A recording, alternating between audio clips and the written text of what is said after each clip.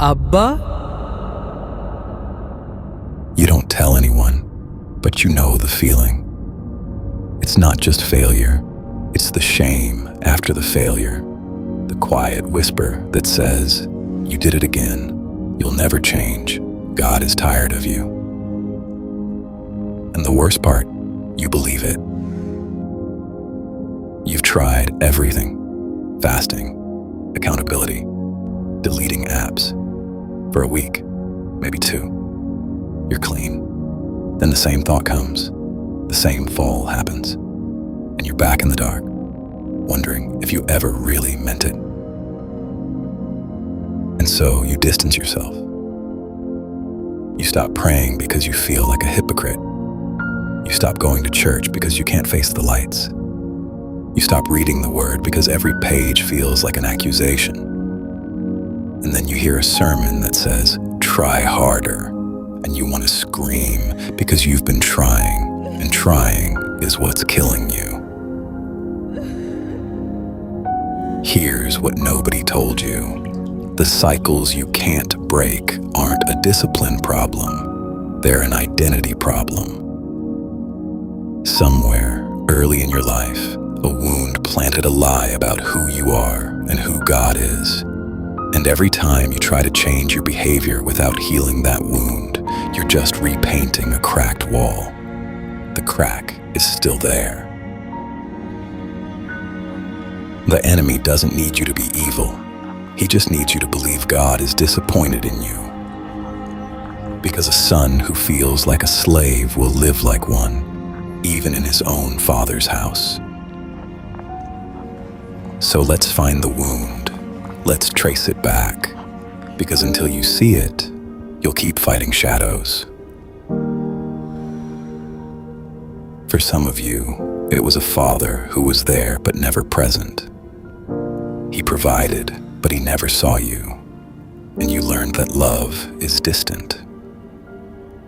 For others, it was a parent who loved you, but only when you performed. Good grades, clean room, spiritual behavior, and you learned that love must be earned. For some, it was a wound from someone who should have protected you, and you learned that God is either powerless or angry. So you grew up, and you carried that God into your faith. You've been praying to a father who looks like the people who hurt you. You've been fighting your battles from an orphan's crouch.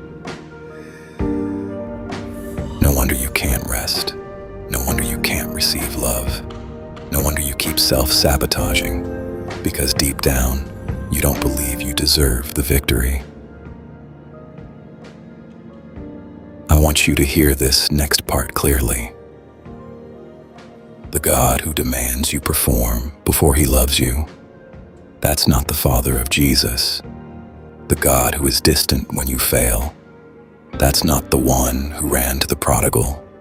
The God who is angry at you right now, that's not the voice that said, "Neither do I condemn you." You've been lied to. And the liar has kept you trapped by keeping the truth about the Father just out of reach. But tonight, that changes. Right now, I want you to do something risky. I want you to imagine, for just a moment, that the real Father is not who you feared. Imagine he's been waiting. Imagine the distance you feel isn't his back turned. It's your eyes closed. Imagine he's about to speak. So close your eyes and listen. My child, I know you've been hiding. I know you've been ashamed. I know you've believed that I am disappointed in you.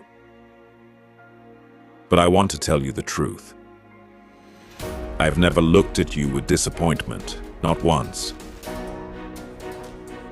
When you fell, I didn't turn away. I moved closer. When you hid, I didn't leave. I waited.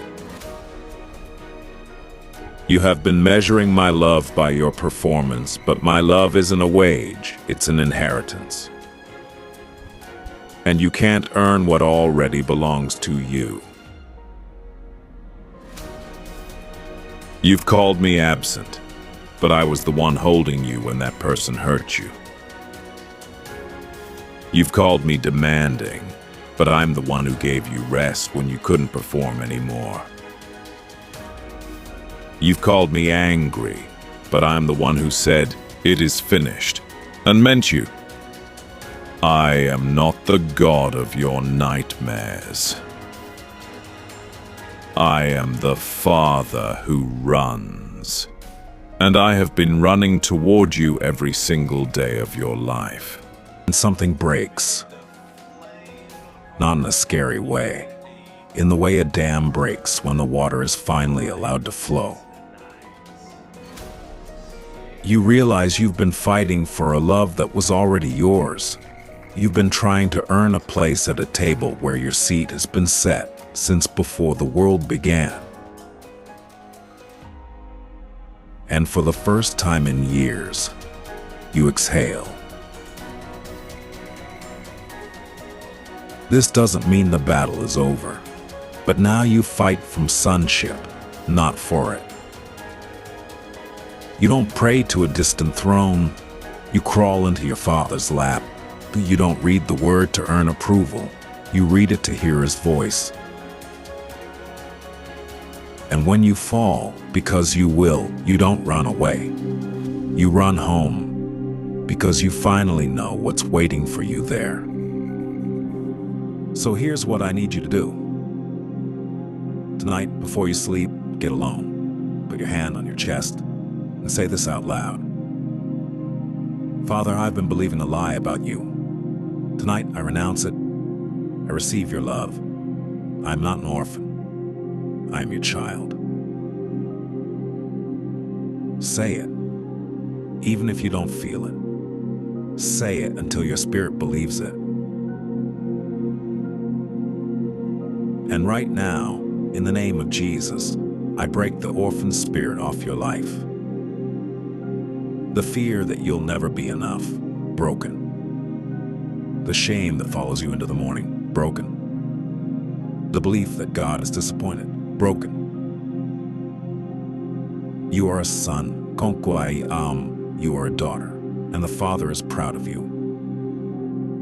Not because you won, but because you're his. If this film met you where you are, don't keep it to yourself. Share it with someone who's still stuck. Subscribe, hit the bell. And join us again on Sunday, when we'll talk about what it means to rest in your identity. Until then, you are loved, you are seen, and you are not alone.